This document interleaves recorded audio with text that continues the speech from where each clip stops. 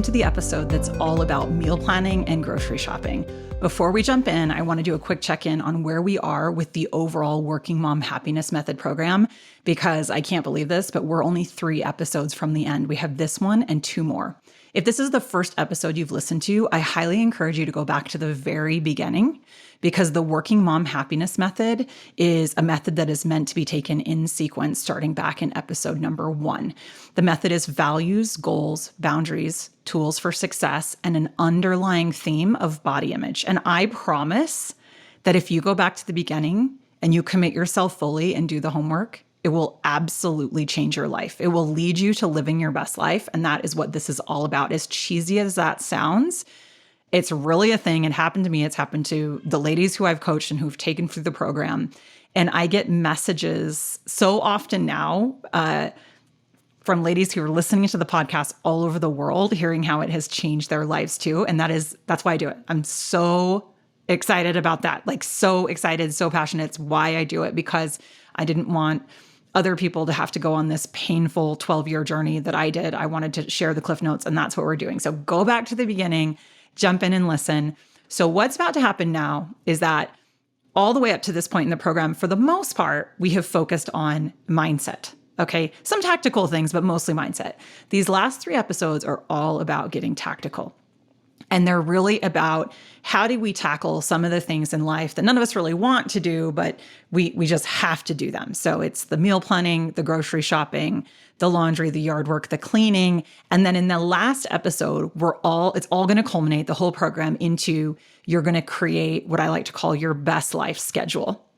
And we'll get there when we talk about it. But what I want you to do in this episode is some of the decisions that you're going to make about meal planning and grocery shopping, just jot them down somewhere where you can revisit them in that last episode, because that's going to play into scheduling. Okay, so we'll talk about that in just a minute. But for now, let's go ahead and jump into the episode all about meal planning and grocery shopping. And cool thing about this episode, it's going to be short and sweet. I really think the last 3 episodes are going to be very short and sweet, and hopefully you can take something away from it that will help you in your life. Okay, so the first area that I want to start with is meal planning. Okay, and what I want you to start with meal planning is, do you want to try, if you don't already, some kind of meal delivery service? Okay, so we think about the Home Chefs, the Blue Aprons. I mean, I could go on and on. There are so many options out there now. And if you haven't already tried one, I highly recommend experimenting with them, because they can be game changers for saving time and energy. So energy as it relates to planning what you want to eat with your family, because they just have the list of meals that you can select from. And then time, because you don't have to grocery shop for the things, and the recipe just comes with everything you need in it. I would say for us, so we've experimented with a lot of these different things. And remember, you have to have abundance mindset with money here. Okay. So you might have already thought, well, they're so expensive. Okay. They are more expensive than grocery shopping. Absolutely. However, remember, you are worth it to spend money in ways that make your life easier and save your energy, and create that mind space and open it up where you can be more strategic at work, put more energy into quality at work.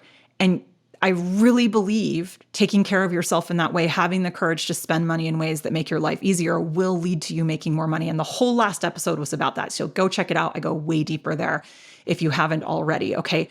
But I highly encourage you to see if this helps you with your stress level, your to-do list, by using a meal delivery service. Now, as we've gone through experimenting with these delivery services, we've kind of gone down this road of, we started with, I think it was like Blue Apron, and I think we've tried a couple of others. Honestly, it's not coming to the top of my mind, all the ones that we've tried right now, but I think we've tried 3 or 4 of them. And the one downside I will say is that they take a long time to make. So even the recipes that say like 20 minutes can take up to an hour sometimes, because some of them you're chopping all the food. Now, some of them, the food comes chopped for you already, and they're a little bit quicker and a little bit faster. There is also an option to do like fresh delivered meals. Now, those are even more expensive. So, as a reminder from the Money Mindset episode, I would never encourage you to do something you truly can't afford. The thing is, most of us can afford it. We're just telling ourselves that it's too extravagant, or society has taught us that it's too expensive. And then if we can do it ourselves, we should, air quotes, do it ourselves. Most of us can afford it. But if you truly can't, I would never tell you to do something that you can't afford.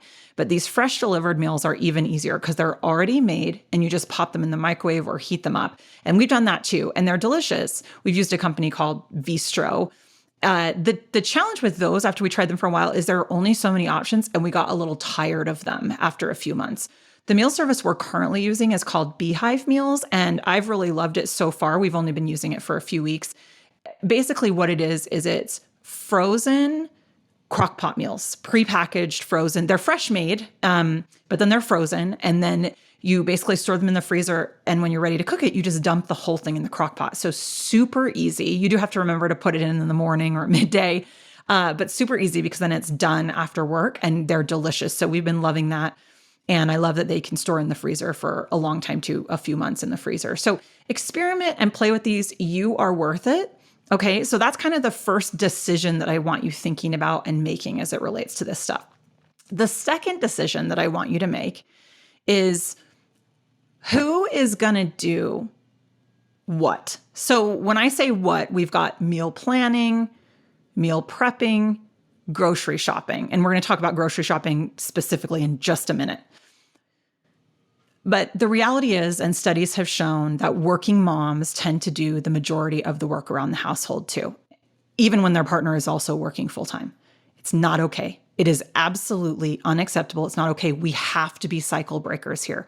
We have to show our children, both boys and girls, that the working moms don't have to do all the things around the house too, because chances are very, very high that we watched our moms do all the things and our dads do whatever they wanted when they came home from work, okay?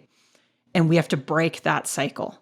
And it is not easy. Okay, so what I want us to start doing, what I want you to start doing is being very deliberate about these things. Don't just get in the cycle of doing all the things because you don't want to argue with your spouse about it.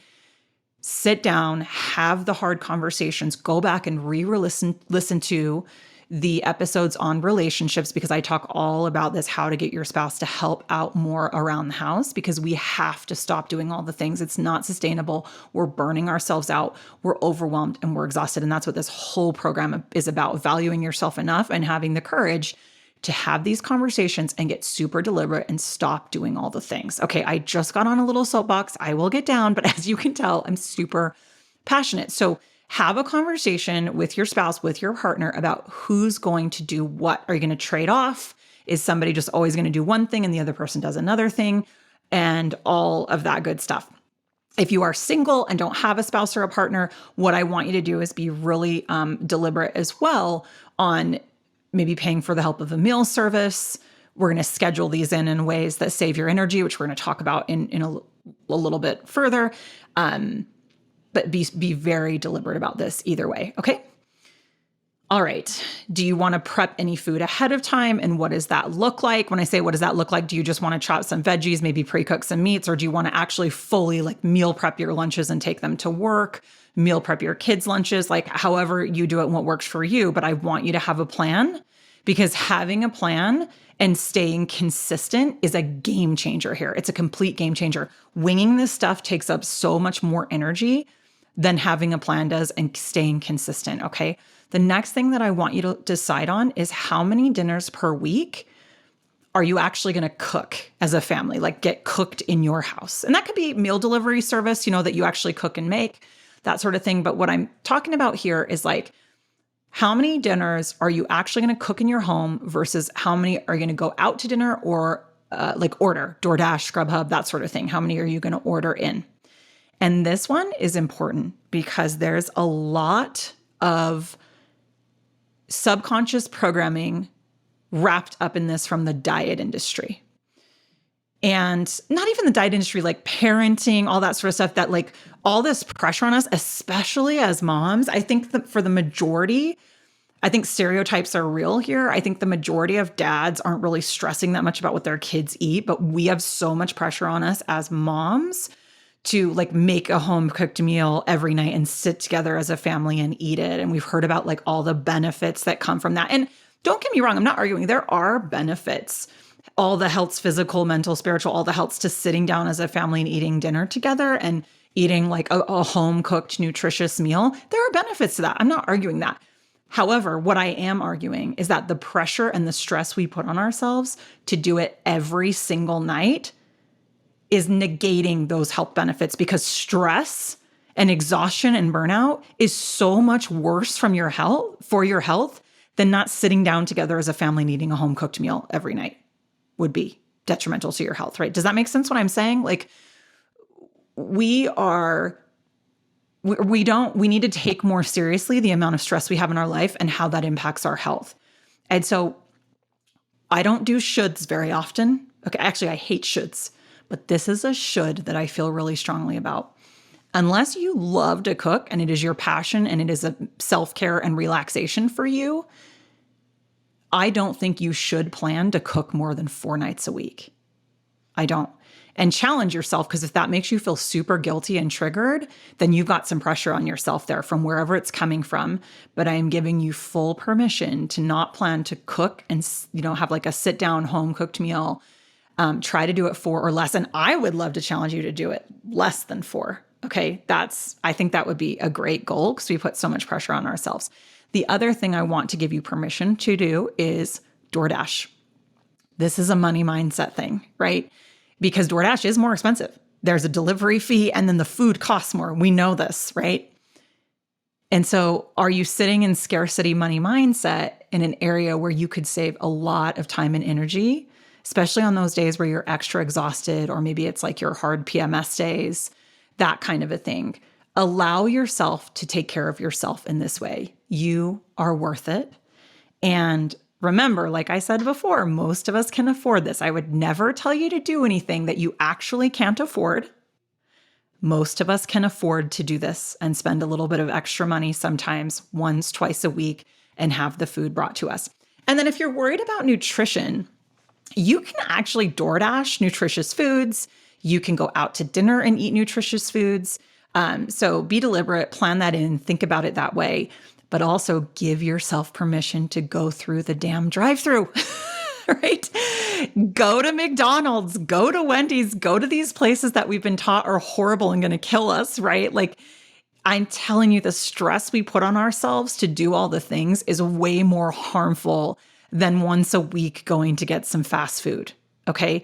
I really believe that. I think it's so true. And anyway, it's just real. I'm so passionate about it. So give yourself permission on the night where you need to go off your schedule, off your plan, because you're just exhausted and you need to take care of yourself, to go get some fast food because it's convenient and it's easy and you've probably been doing work and then kid things and there just wasn't time to do dinner. It's fine. You're normal. That doesn't make you a bad parent. Go for it. Do it and work on the guilt that comes up. Breathe through it. Remember, guilt and shame are serious. And go back and listen to the mom guilt episode where I go way deep into that. They're not good for our health and they're very real. So full permission to do that. Okay. So that was a little soapbox moment too. Like I said, a lot of mindset stuff worked in here too on getting tactical, being deliberate. Okay. So after all of that, you've thought about how many nights a week do you want to plan for dinners? Okay. And then do you want to involve the kids? So that's kind of the next decision to make. Do you want to have the kids choose one of the dinners? Do you want to have them help cook one of the dinners? I have tried this throughout the years, just being fully transparent. And for me, it has always ended up being more energy than what I thought the benefits were worth, because my after work time is like my lowest energy time of the day. And cooking dinner is like hard enough, but then having to fight with a kid about participating in cooking dinner just like pushed me over the edge and I couldn't do it anymore. So just being fully transparent. But maybe your kids enjoy cooking. I do think there are a lot of good benefits to kids in doing something like this. I just personally have chosen to protect my own energy and my own health and not do it that way. But do you want to involve your kids? And especially if you are a single mom, that could be super helpful, especially if your children are old enough to add value and help in this way. That's awesome. And I absolutely love that. So lots of great things to think about here. Okay. And then let's talk about grocery shopping first, and then we're going to talk about some tips and sequence on timing that might help. Okay. So grocery shopping, what I want you to think about and decisions I want you to make are, how many days per week does it make sense for you to grocery shop? Is it once or is it twice, depending on how often you cook and where your grocery store is located and Or do you live in a city where you walk and you can't carry a ton of groceries, right? Be deliberate and then be consistent. I can't stress this enough. Having your grocery shopping days be consistent. And it's okay if you get off schedule because something comes up, no big deal, but try to get back on, be consistent. It's a game changer for the amount of stress that will come up in your lives. Be super consistent, decide on those days and stick to them. Okay. The next thing, and this can be a little bit of money mindset too, is how do you want to do your grocery shopping? There are so many options in today's day and age, especially post the pandemic, that you don't actually have to drive to the store and walk around the store to get your groceries anymore. Now, some of us really like doing that. It could be me time. You leave the kids at home, you go get some quiet time and you walk the grocery store and look at all the foods. That's great. By all means, if that's how you feel, do it. For me personally, switching over to online grocery shopping has changed my life. It has completely changed my life. It's so much faster. And also, it does save a little bit of money because you don't do those impulse buys. You stick to your list. However, we know it adds a little bit of money too, because some online grocery shopping, there's a fee. My store will do it for free if you pick it up, if you go schedule a time and you pick it up. But now I've even moved on to having it delivered, which does cost a little bit more. But again, spending on myself because it saves my time and my energy. And I am absolutely worth it. And I believe, and I know, well, it's not that I believe, it has led me, things like this, to making more money in my life. So love that. So decide how you're going to do it, experiment with it, see what works best for you. And again, who is going to do it? You don't have to be doing all the things. Make sure you're having a conversation with your partner, with your spouse about who's going to do what and how you're going to share these household items and these household chores. Okay. All right. So now you've got your meal planning decisions. You've thought a little bit about meal prepping and how much you want to do versus not do. And then you've thought about grocery shopping. And so now what I want to do, I don't know about you, but for me, I go through these periods throughout my life where I do want to get really serious about actually prepping the meals. So on a Sunday, getting all the meals situated, getting them prepped in a container in the fridge. And I do think there are a lot of convenience benefits to that throughout the week and a lot of health benefits as well. But no pressure to do it if it doesn't work for you. I don't do it, full disclosure. I use a lot of the tips that I'm telling you here and that I'm about to tell you with timing. But for me, I'm just not hit a stage in my life yet where I can sustain that. But I have found other ways to save my energy and to, eat nutritious foods, that sort of a thing. But I just couldn't ever really get to where it felt like it was the best use of my time and energy. But I don't want to negate that there are lots of different health benefits, mental health, physical health, nutrition, all the things. There are benefits, but I don't want to put any pressure on you. But what I would encourage you to do is experiment with, instead of trying to do it all at once, because I think one of the main reasons we don't sustain meal prepping is that we try to do it all at once and it takes a half to a full weekend day. And that's a bummer when you work so hard all week and then you have to spend such a big chunk of your Sunday or your Saturday doing all the meal prep stuff. That's really, really difficult to sustain, especially when that's the only time you have for me time or time with your family, that sort of a thing. And so what I highly recommend trying is breaking it up into smaller, manageable chunks throughout the week. And so let me give you an example. One way you could do it is on Thursday, you could block out 15 or 20 minutes, maybe on your lunch hour or just after work or something before, the kids are needing things, your family's needing things. And you could just use that time to plan your meals for the following week. Plan your breakfast, lunches, dinners, because now you already know how many dinners you want to make each week, that sort of a thing. And you can even write down what nights are you going to cook, what nights are you going to DoorDash, and we're going to talk about this stuff when we get to the scheduling episode in 2 more episodes. But so you're just doing during that 15, 20 minutes-ish, you're just writing down, maybe you're looking for ideas on Pinterest if you want to cook a meal, that kind of thing, but you're just writing down what you're going to have. You're not even doing a list of groceries, anything like that, just what you're going to have on what days, okay? And that should be fairly quick. And then on Friday, same thing, maybe on your lunch hour, maybe right after work, you can take 15, 20 minutes to go back and reference that list and write down what groceries you need to buy. So then you've got the list. Oh, and by the way, quick tip.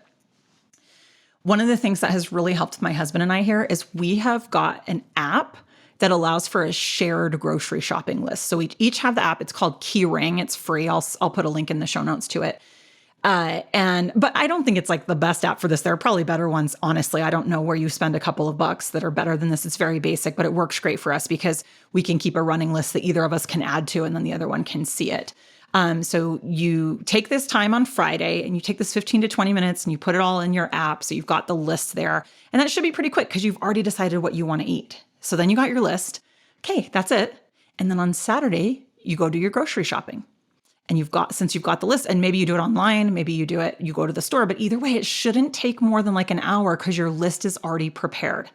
And then on Sunday, if you want to do any sort of prepping, you've already got all the stuff on hand. And so depending on how much prepping you're going to do, maybe 1 to 2 hours, but then it's not taking up your whole weekend. You can still do fun, big things on either one of those weekend days if you want, right? Or do lots of TV watching, like it's what I probably would do instead of doing your whole meal prep because you've broken it out into doable chunks, which I absolutely love. Okay. All right. So anything that you wrote down, any decisions that you made as you thought about that, or maybe you're going to do it after, maybe you're listening, you're walking, you're doing whatever, and you're going to now go write down these decisions. I want you to hold on to because the rubber hits the road when we get to the episode on creating your best life schedule. You're going to sort of plan all this stuff in. Okay. So hopefully this was helpful. As always, if it was, please spread the word. Like I said, love getting messages from women that this has changed their lives. So it's just about getting it out to as many women, people as possible. So, and also if it's helpful, please, it would mean so much to me if you go and leave a review. If you leave a 5-star review, if you love it and you leave a comment, that helps the podcasting platform show it to more women. And that's what it's all about. So thanks for listening. I'll talk to you in the next episode. Thanks so much for listening to the Working Mom Happiness Method. If you liked what you heard, please be sure to subscribe, leave a review, and share it with others who might benefit from listening. For show notes or to enroll in the Working Mom Happiness Method coaching courses, visit www.womensbestlifeuniversity.com.